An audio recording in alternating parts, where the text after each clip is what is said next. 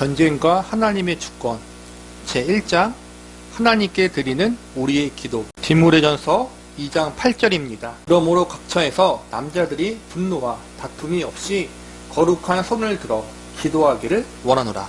그리스도인들의 여러가지 활동 중에서 기도만큼 많은 문제들을 일으키고 우리를 당혹스럽게 하는 일은 없을 것입니다.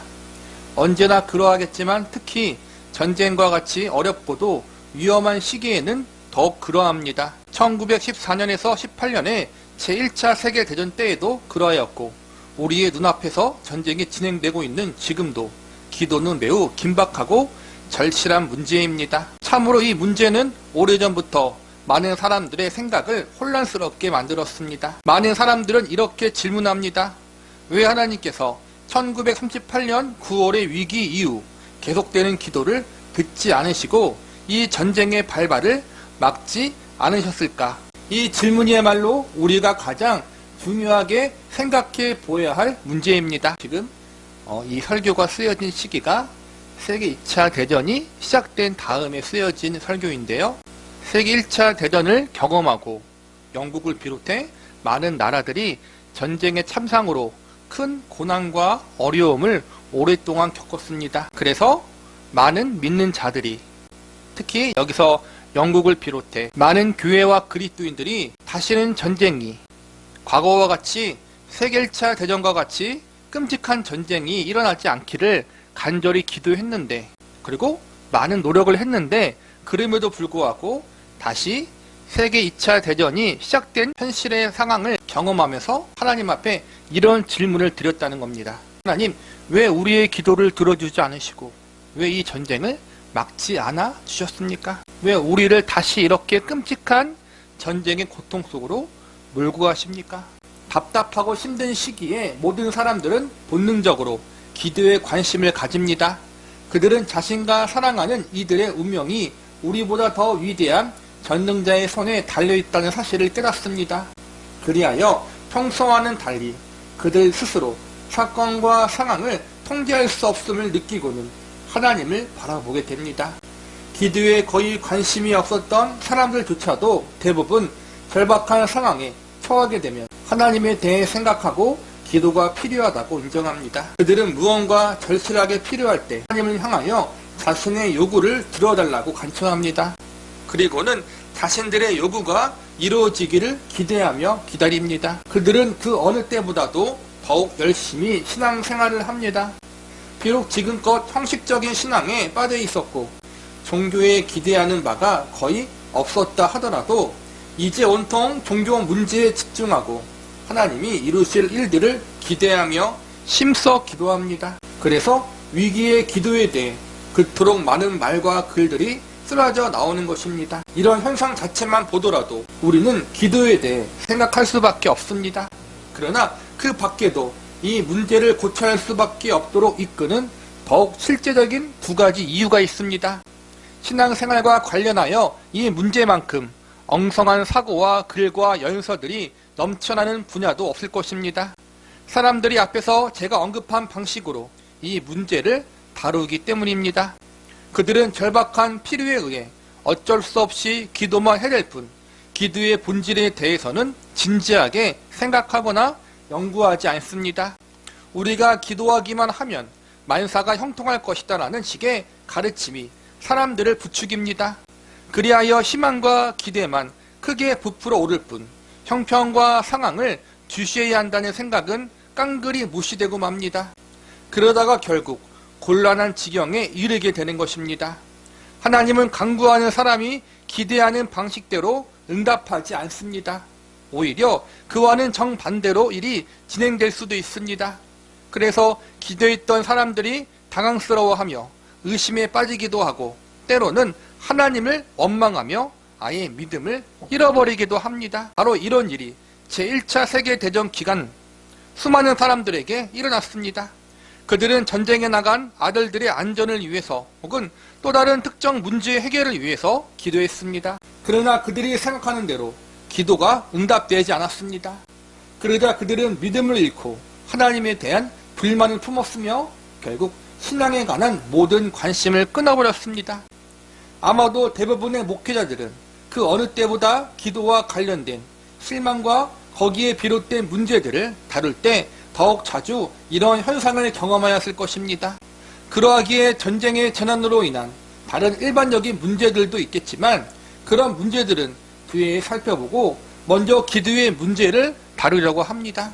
왜냐하면 이것이야말로 매우 자주 다른 수많은 문제들을 불러일으키는 실제적인 문제이기 때문입니다. 우리는 아직 어느 정도의 자유로움과 여유가 있는 전쟁의 초기에 좀 더 생각하고 준비할 시간을 가질 필요가 있습니다. 감정이 예민해지고 마음이 상처를 입게 되면 이 일을 하기가 어려워지기 때문입니다. 지금 이 설교들이 진행되었던 상황이 영국이 세계 제2차 대전에 참여하고 그 전쟁에 적극적으로 개입하기 시작할 때인데 전쟁 초기인 거죠. 많은 사람들이 믿는 사람들뿐만 아니라 근데 그 당시 영국은 어쨌든 겉모습은 기독교였어요.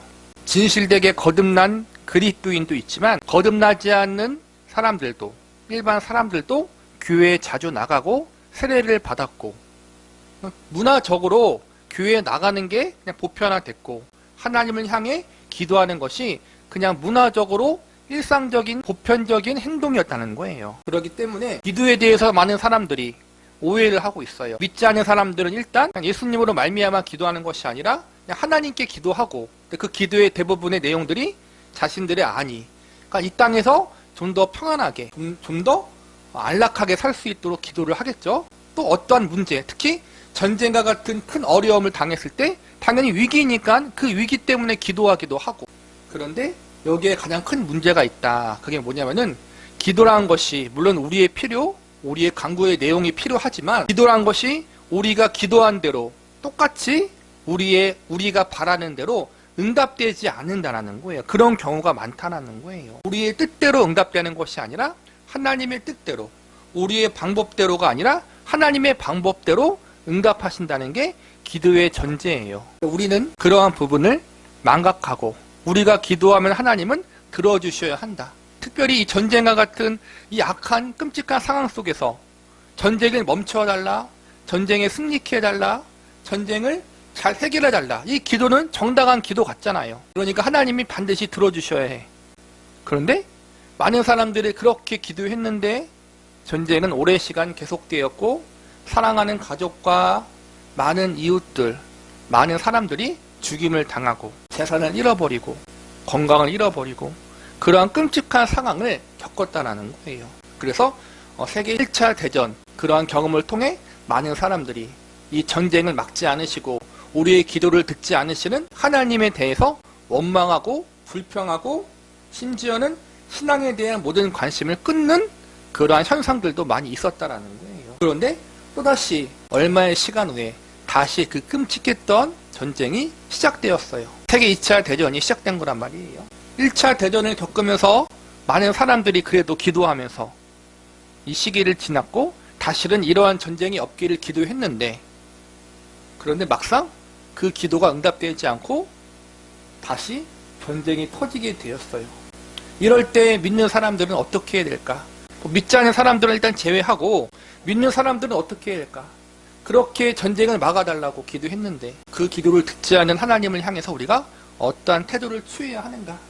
이러한 부분에 대해서 건강하게 성경적인 올바른 자세를 가지기 위해서 우리는 기도란 무엇인가, 성경에서 가르치는 기도란 무엇인가를 제대로 알 필요가 있다는 거예요. 그래야지 우리가 낙심하지 않고 쓰러지지 않고 신앙을 포기하지 않는다는 거예요. 그래서 기도에 대한 올바른 정의, 올바른 의미를 알아보자는 거예요. 볼게요. 기도와 관련된 일반적인 오류들, 본문을 본격적으로 강의하기 전에 먼저 기도의 문제와 관련된 일반적인 오류들을 잠시 살펴보겠습니다. 기도하다가 곤란에 빠져 실망하게 되는 가장 일반적인 원인 중 하나는 우리가 너무나 자주 기도를 응답의 차원으로만 바라본다는 것입니다. 기도를 마치 어떤 단계를 거쳐 결과물을 만들어내도록 고안된 장치처럼 간주합니다.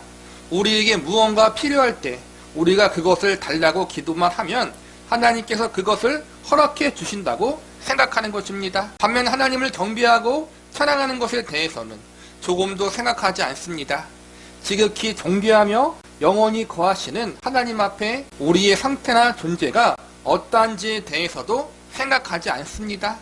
우리가 너무나 악해서 우리의 모든 선함이나 의로움조차도 그분 앞에서는 다 더러운 옷에 지나지 않는다는 것을 생각하지 않습니다.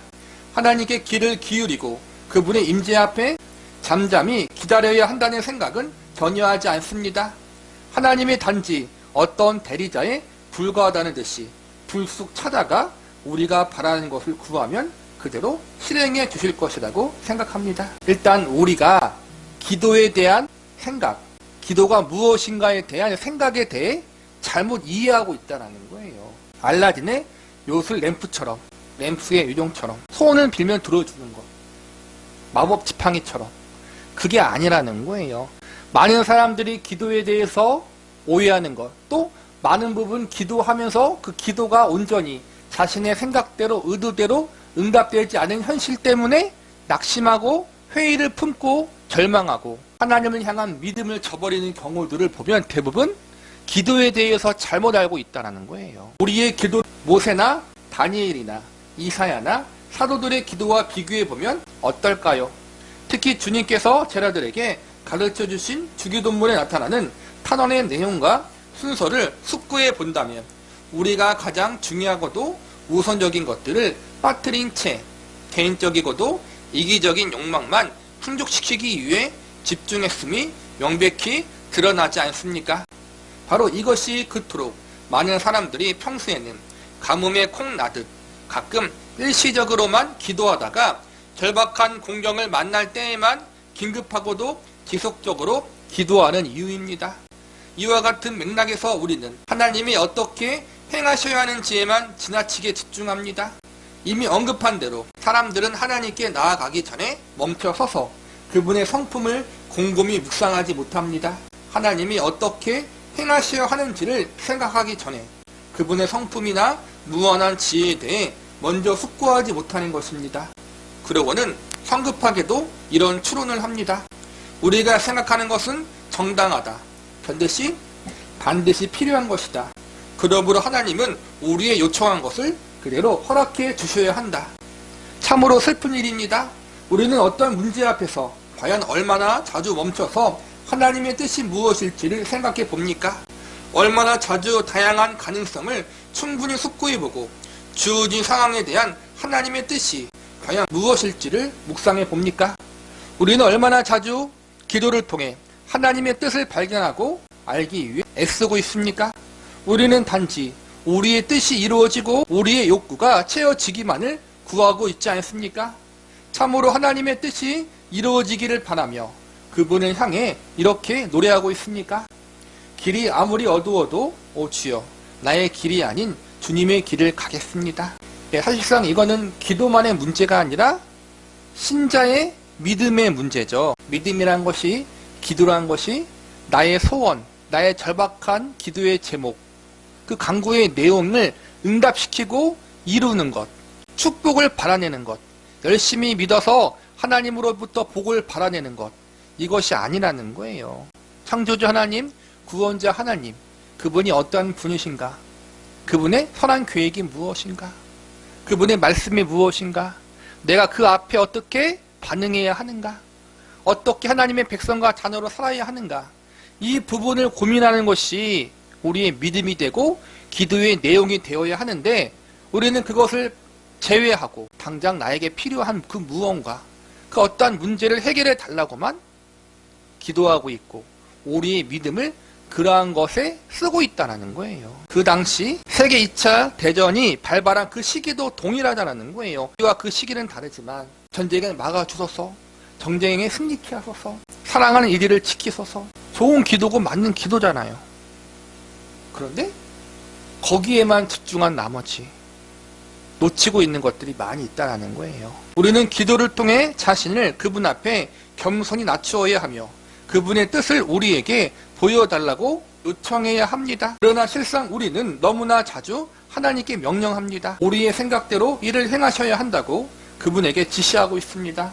왜 그렇습니까? 앞으로 일어나야 할 일들이 이미 우리가 생각해 두었기 때문입니다. 만약 그런 일들이 일어나지 않으면 서운한 마음을 가득 품고서 하나님의 선하심을 의심하리라 준비하고 있는 것입니다. 이게 어쨌든 100년 전에 쓰여진 건데 거의 이게 참 세월은 흘렀지만 오늘날도 동일해요. 우리가 지금 이러고 있잖아요. 만약 이런 현상은 우리의 개인적인 기도는 물론 국가적인 차원의 기도나 전 세계 상황과 관련된 기도에도 동일하게 나타납니다. 기도하다가 어려움에 처하게 되는 또 하나의 원인은 우리가 성경이나 신앙 서적에서 기도 응답에 관한 내용을 읽고는 그것을 성급하게 일반화시켜 버린다는 것입니다. 이 문제의 한쪽 측면에만 관심을 가진 채 다른 측면에서 강조하는 점을 살피지 못하고 거의 전적으로 무시하는 것입니다. 우리는 조지 밀러와 같은 사람들에 관한 글을 읽습니다. 겉으로 볼 때 그런 사람들은 오직 기도에만 매달린 것처럼 보입니다. 그는 전적으로 기도하며 하나님께 필요를 구했습니다. 그리고 응답받았습니다. 그가 무엇을 구하든지 하나님께서 그 모든 것들을 기꺼이 들어주시고 응답하신 것처럼 보입니다. 기도가 올려질 때마다 응답이 내려왔습니다. 그래서 우리는 이렇게 속단합니다. 우리가 할 일은 오직 기도로 우리의 필요를 구하는 것뿐이다. 그러다가 기대했던 대로 응답을 받지 못하면 당황해하고 상처받고 하나님을 의심하기 시작합니다. 그러나 이렇게 어려움에 빠지는 것은 오직 우리가 주어진 상황들을 제대로 살피지 못했기 때문입니다. 우리는 밀려의 삶과 우리의 삶이 다르다는 점에서 주목하지 않습니다. 그가 믿음으로 기도하는 일을 하나님의 부르심으로 여겼다는 사실에 주목하지 않습니다. 또한 그가 그처럼 특별한 방식으로 하나님의 영광과 은혜를 드러내는 것을 자신의 중요한 사명으로 여겼다는 사실을 간과해 버립니다. 실상 밀려에게는 어떤 응답을 받거나 보상을 얻는 일이 부차적인 문제였으며 그의 주된 관심은 언제나 하나님의 영광이었습니다. 그러나 우리는 이 사실에 주목하지 않습니다.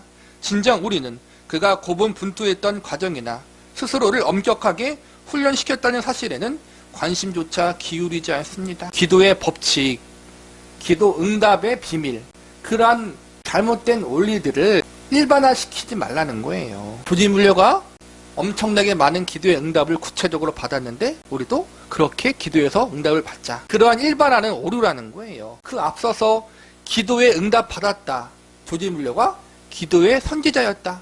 그게 중요한 것이 아니라 조지 밀러가 기도의 응답을 구하기 앞서서 기도하기 앞서서 그가 오직 하나님의 영광을 위해서 그분의 말씀을 바르게 순종하며 살기 위해서 그렇게 믿음으로 살기 위해서 힘쓰고 애썼다는 사실, 믿음의 거룩한 삶을 살았다는 사실, 그 사실은 우리가 잊어먹고 기도 응답에만 관심을 기울이다가 낙심할 때가 많다라는 거예요. 이런 오해를 조심하라는 거예요. 기도 응답 자체가 중요한 게 아니라 우리의 기도를 들으시는 그 하나님에 대해서 우리가 바르게 알아야 되고 바르게 섬겨야 된다는 거예요. 그게 우선순위라는 거예요. 일단은 비단 밀려의 경우뿐만 아니라 놀라운 기도 응답을 받았던 다른 사람들 역시 마찬가지일 것입니다. 그러나 우리는 그런 거룩한 사람들이 받았던 모든 복만 받고 싶어 할 뿐 그들이 거룩했다는 사실은 생각하지 않습니다. 그러면서 왜 하나님은 그들의 기도에 응답하신 것처럼 내 기도에 응답하시지 않습니까? 라고 묻습니다. 그러나 그러지 않습니다. 우리는 도리어 자신에게 이렇게 물어야 합니다. 왜 나는 그들처럼 살지 못했는가? 덧붙이자면 앞에서 잠시 언급했듯이 기도의 사명을 수행하게 만드는 특별한 부르심도 있습니다. 성령께서 나누어 주시는 다양한 은사 중에 바울이 말한 대로 믿음의 은사가 있는데 이는 분명히 기도를 통해 밝히 드러나는 특별한 믿음을 말합니다. 두려운 마음으로 말하건대 이것을 제대로 깨닫기만 해도 우리가 그동안 많은 기도 속에서 주제넘는 죄를 범해왔음을 발견하게 될 것입니다. 하나님이 어쨌든 모든 하나님의 백성을 똑같이 사랑하시지만 각자 받은 달란트와 은사는 다를 수 있다는 거예요. 조지 밀러 목사님 같은 경우는 어쨌든 목회도 했지만 또 고아원 사역을 했잖아요. 그 가운데에서 하나님께서 특별히 기도를 통해서 조지 밀러의 기도의 응답을 통해서 하나님께서 영광을 받으시려고 했던 계획이 있었어요. 우리와 우리의 소명, 그것이 다르기 때문에 조지 밀러가 했던 그 응답의 원리들, 기도의 방법들을 그대로 적용할 수는 없다는 거예요. 그런 부분도 분명히 있다는 거예요. 이런 걸 모르고 그냥 기도가 만능 열쇠인 것처럼 하나님에 대한 믿음의 삶의 모습은 제외하고 그냥 믿음의 원리, 믿음의 법칙만 어떠한 수학 공식처럼 대입해서 기도하면 응답이 얻어질 것이다. 이거는 지금 로이드 목사님이 뭐라 그랬어요? 기도 속에서 기대 넘는 죄를 범해왔음을 발견하게 될 것이다. 하나님이 창조주 하나님인데 그 하나님을 하인 부리듯이 혹은 아까 말한 것처럼 램프의 요정처럼 그렇게 여기고 있는 우리의 죄를 발견할 수 있다는 거예요. 반드시 언급해야 할 또 하나의 문제가 있습니다. 곧 진정한 기도 응답과 기도 응답처럼 보일 뿐인 상황을 분별하지 못한다는 것입니다. 이는 조심스럽게 다루어야 할 매우 어려운 문제이면서도 반드시 다루어야만 하는 문제입니다. 왜냐하면 다른 사람들에게 하나님의 놀라운 은혜를 간증하는 데 관심 많은 사람들은 물론 가장 영적이고 경건한 사람들까지도 바로 이 점에서 자주 잘못을 저지르기 때문입니다. 이것은 아주 당연한 결과입니다. 그들은 다른 사람들에게 하나님께서 인간 사이에 직접 개입하신다는 것에 대해 생생하고 실제적인 증거를 보여주고 싶어 합니다. 그들은 하나님의 사랑에 대한 확실한 징표들을 보여주고 싶어 합니다. 그들은 언제나 이런 일의 본보기가 될 만한 사건들을 열심히 찾습니다.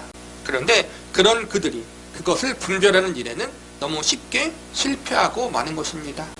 물론 모든 게 하나님의 섭리지만 거룩한 하나님의 응답이라고 할 수 없는 것들이 많이 있어요. 어떠한 상황과 결과들을 볼 때. 그런데 어떠한 사람들은 지나치게 좀가 돋보이기 위해서 혹은 내가 나름대로 하나님 앞에 하나님을 높이기 위해서 그런 놀라운 일들을, 놀라운 체험들을, 응답들을 그러한 것들만 찾아서 사람들에게 전해주려고 하는 사람들이 있다는 거예요. 대표적으로 간증만 전문적으로 하는 사람들이 있죠. 사실은 잘못된 거죠. 간증만 전문적으로 하는 것 자체가 이상한 거예요. 그런 걸 찾다 보니까 하나님의 거룩하신 올바른 응답이 아닌 걸 그것처럼 분과시킬 때가 있다는 거예요. 실례로 그렇잖아요. 우리가 온전한 거듭난 믿음을 갖고 있지 않은데도 아직까지 온전히 성화되지 못한 부분, 아직도 연약한 부분이 있잖아요. 우리가 거듭나지 않은 사람들을 교회에 다닌다는 이유로 또 유명한 연예인들이 참된 믿음을 갖고 있지 못하는데 아직까지 그 믿음이 성숙하지 못했는데 많은 사람들 앞에 나와서 하나님을 이야기하기에 자기의 체험을 이야기하기에는 아직 성숙하지 못한 부분이 있는데 단순히 이 사람이 유명하기 때문에 그 사람을 써서 간증시키는 경우들이 많잖아요. 심지어는 성경 세미나 같은 걸 그런 사람을 통해 하기도 하고. 그런데 그런 것들이 나중에는 큰 문제가 될 수 있다는 거예요. 그때 당시는 안 드러나도 뒤돌아보니까 나중에 그 사람이 변질되어질 수도 있고 이단에 빠질 수도 있고 신앙을 버릴 수도 있고 사회적으로 큰 문제를 일으키는 경우들도 많잖아요. 정말 한국교회 안에서 유명한 연예인들 혹은 유명한 어떠한 사람들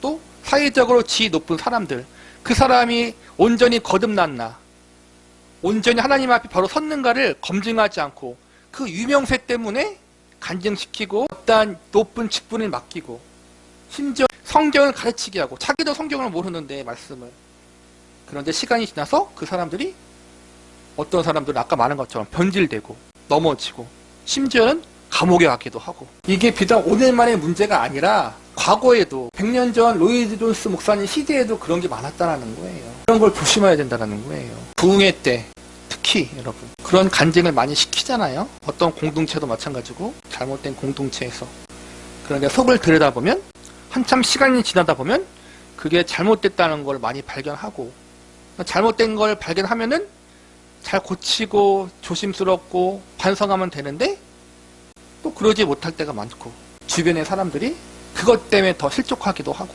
그래서 조심하고 분별해야 된다는 거예요. 신약 성경은 우리에게 분별하라고 가르치며 권면합니다.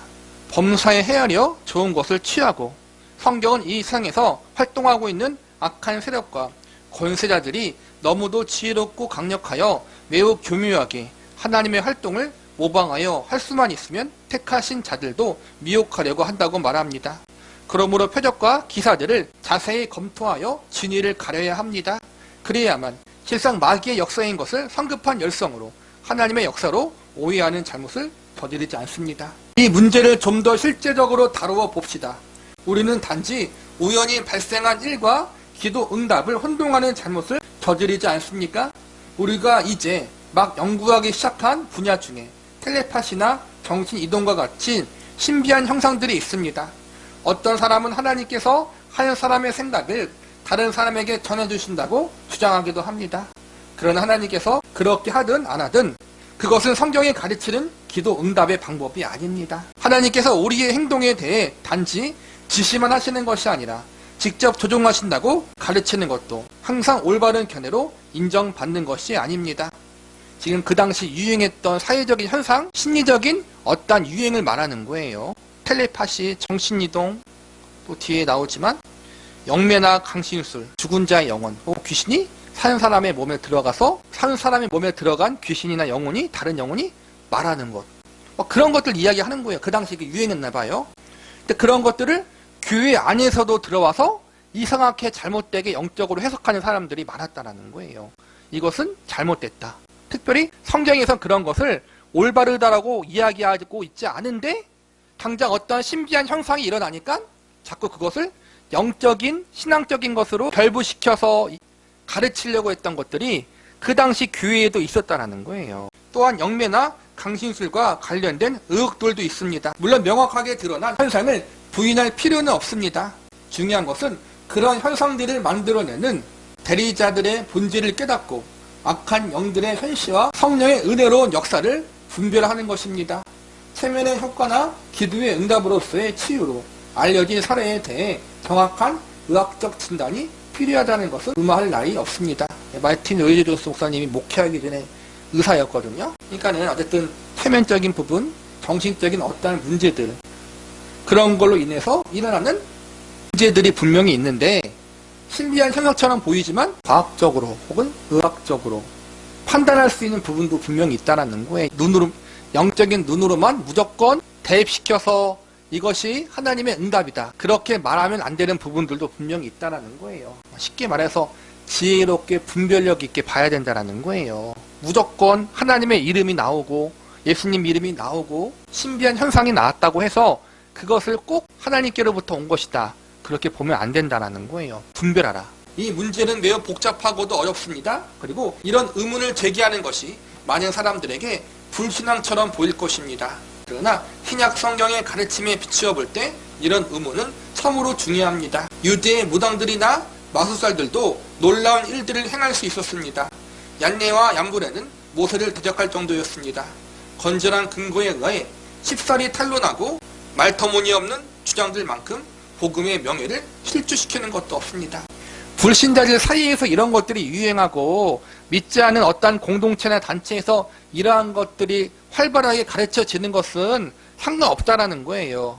문제는 이러한 것들이 교회 안에 들어와서 성도들과 사역자들을 미혹하고 잘못된 길로 인도하는 것 자체, 이것이 문제고, 또 그러한 것들이 나중에는 잘못된 것으로 확실하게 밝혀질 때 교회 안에 큰 피해를 입을 수 있고, 제일 중요한 건 복음의 명예, 하나님의 영광이 가리워지는 그러한 큰 잘못을 범할 수 있다는 거예요.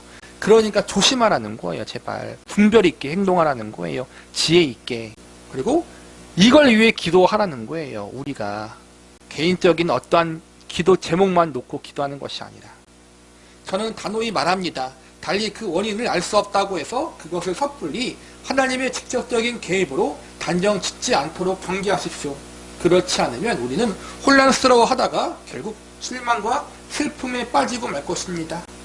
지금까지 오류와 공경에 빠뜨리는 일반적인 원인들에 대해서 살펴보았습니다.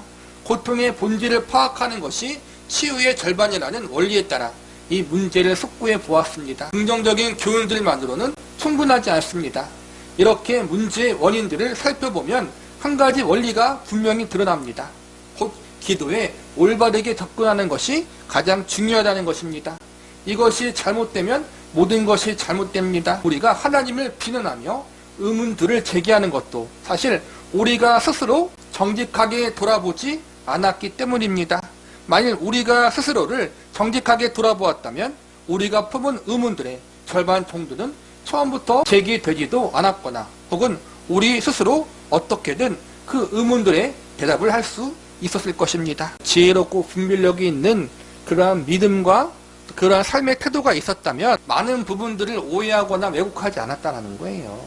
무조건적으로 어떠한 현상을 너무 영적으로만 보고 해석하려고 하지 말라는 거예요. 하나님 우리에게 지혜와 지각을 주셨잖아요. 물론 믿음의 눈으로 또 말씀의 기준으로 잘 분별하는 게 제일 중요하죠.